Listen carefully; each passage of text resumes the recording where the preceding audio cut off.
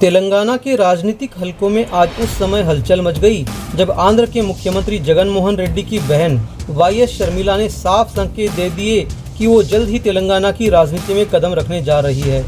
आज अचानक तेलंगाना के कुछ जिलों से आए समर्थकों की एक बैठक के बाद शर्मिला ने टीआरएस सरकार पर परोक्ष हमला करते हुए कहा कि राज्य में राजन्ना की कमी नजर आ रही है और हम यहाँ राजन्ना का राज लाना चाहते हैं।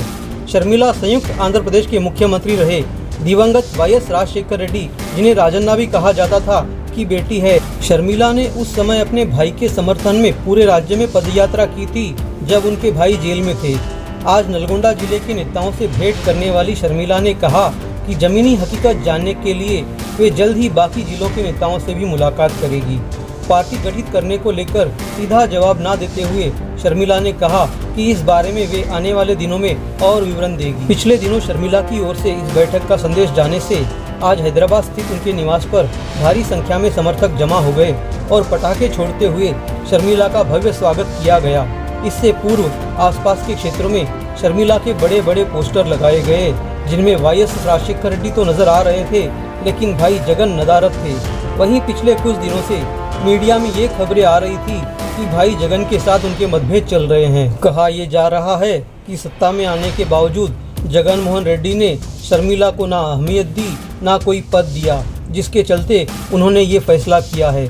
इस बात को सही बताते हुए कांग्रेस के वरिष्ठ नेता हनुमंत राव कहते हैं कि भाई से विवाद हो तो शर्मिला उसे आंध्र में ही निपटाए, तेलंगाना में आना उनकी समझ से परे है। वहीं तेलंगाना की राजनीति में शर्मिला की एंट्री से तेलंगाना तेलुगु देशम के नेता भी टेंशन में नजर आ रहे हैं और उन पर निशाना साधने से नहीं चूक रहे हैं। उन्होंने कहा कि भाई आंध्र में भ्रष्टाचार में लीन है तो ऐसे परिवार पर तेलंगाना में कोई विश्वास नहीं करेगा।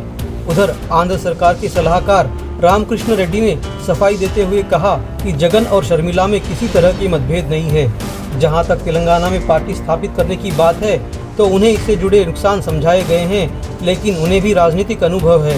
ऐसे में सोच समझकर फैसला करना चाहिए। वहीं परिवार की सरकार जैसे आरोप ना लगे इसलिए उन्हें कोई पद नहीं मिला। साथ ये भी कहा कि शर्मिला के इस निर्णय से जगन मोहन को दुख हो सकता है। वहीं शर्मिला ने भी आज अपने भाषण के दौरान कहा कि उनका जगन से कोई मतभेद नहीं है, वे सगे भाई है और उनका आशीर्वाद उन पर हमेशा बना रहेगा। आ रही खबरों के मुताबिक शर्मिला की नई पार्टी का नाम वाईएसआर तेलंगाना पार्टी हो सकता है। एक और तेलंगाना में भाजपा खुद को मजबूत कर रही है तो दूसरी ओर अब शर्मिला के आने से कौन से नए समीकरण बदलेंगे ये तो आने वाला समय ही बताएगा।